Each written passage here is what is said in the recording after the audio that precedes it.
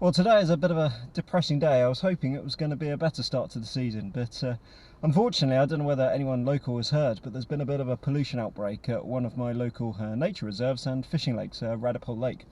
So today is a depressing job of going down there with the kayak to fish out all the dead fish. So we'll get the kayak out and see what's down there, I guess. So for anyone who hasn't been here, this is, well, part of Radipole Lake. It's actually an RSPB nature reserve, which makes the pollution outbreak even more disheartening. But as you can see, it is absolutely beautiful. It is a hard fish, particularly for a pike angler. But there are some good fish in there, well there were at least, but it's mainly fished for the carp. I think they go to about 20 or 30 pound maybe. But every fish that I've seen photos of has been absolutely immaculate. They are beautiful fish here. And then in terms of wildlife, apart from the fish, it's a really good habitat for birds. I've got nesting marsh harriers, plenty of duck species, warblers through the summer. So it's a really lovely place, and you just wouldn't expect it to be 2 minutes away from the centre of Weymouth. Yeah, so this has grown up over the summer. This was an open channel the last time I came along here to fish out a couple of lures I'd lost. Not so much now. We've just passed a swan nest, but she'll return as soon as I'm out of the way. But the advantage is this will have caused a bit of a blockage, so any fish floating shouldn't have got any further than this reed bank. There we go, first casualty. Yet another pike, I think.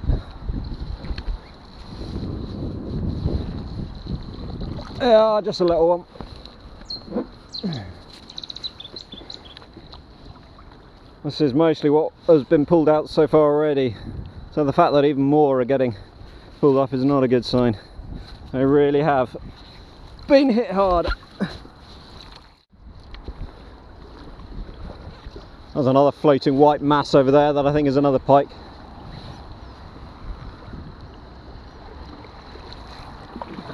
And is there something over here? Probably so much rubbish gets thrown in as well.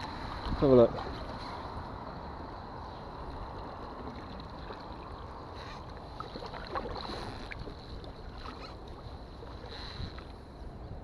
Yeah, there we go. Another one.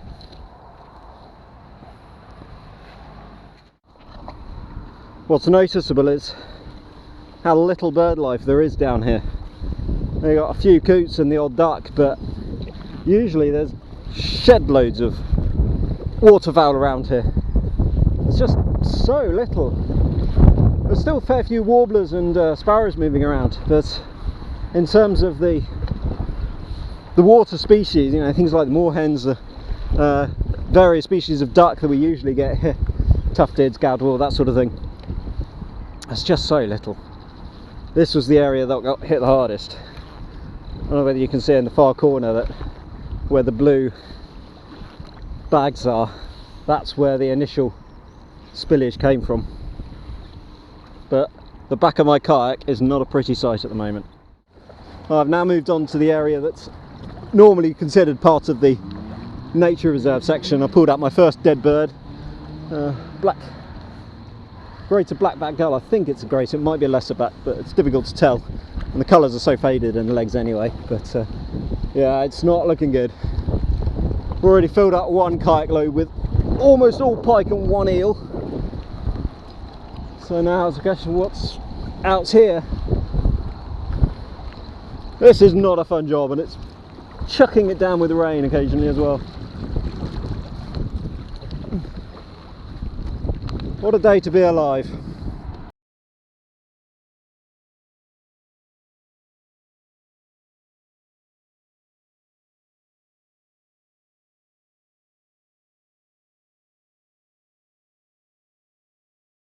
So the summer of 2021 kicked off for me by removing dead pike from a nature reserve.